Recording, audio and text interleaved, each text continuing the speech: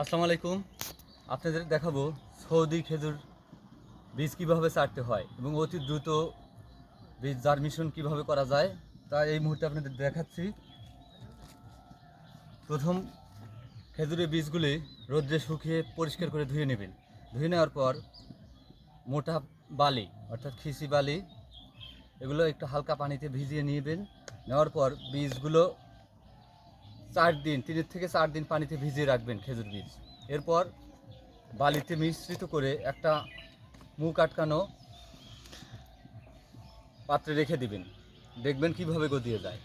2 সপ্তাহের মধ্যে গজায় কীভাবে আমি দেখাচ্ছি এবং কত সুন্দর বীজ জার্মিনেশন 100-তে 100 দেখতে পাচ্ছেন। মাশাআল্লাহ অনেক সুন্দর লাগছে। সৌদি আসলে মরুভূমির দেশ, বালির দেশ, আর খেজুর গাছও বালি মাটি পছন্দ করে। তার প্রমাণ বীজ দেখতে পাচ্ছেন এই বালিতে কিভাবে সুন্দরভাবে গজিয়েছে। আমি 100 বীজ এখানে জার্মিনেশন দিয়েছি।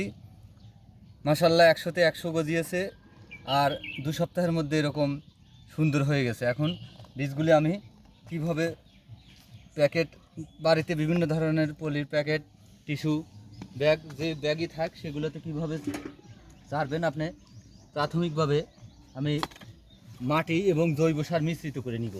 দেখতে পাচ্ছেন এইভাবে মিশ্রিত কর এবং কিছু অংশ রাসায়নিক সার দিয়ে নেব, ডিএপি।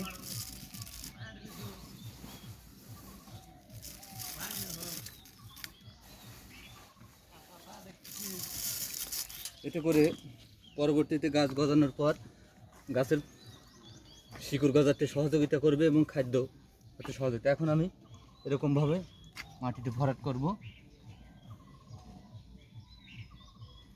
জৈব সার মিশ্রিত মাটি ভরাট করলাম। এখন মাশাআল্লাহ বিসমিল্লাহ বলে একটা বীজ এখানে পুঁতে দিব। খেয়াল রাখবেন এটা কিন্তু বীজের শিকড়, প্রাথমিকভাবে যেটা জন্মে সেটা শিকড় নিচের দিকে রাখতে হয়। এভাবে রেখে দিলাম।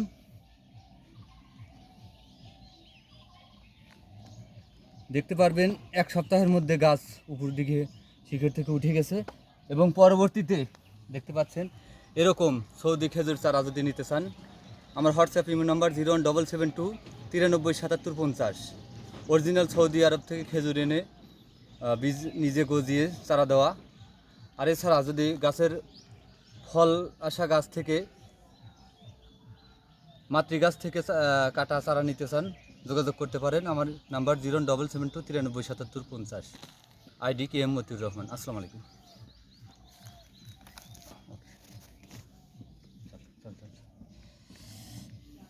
এখানে একটা ছবি তুলে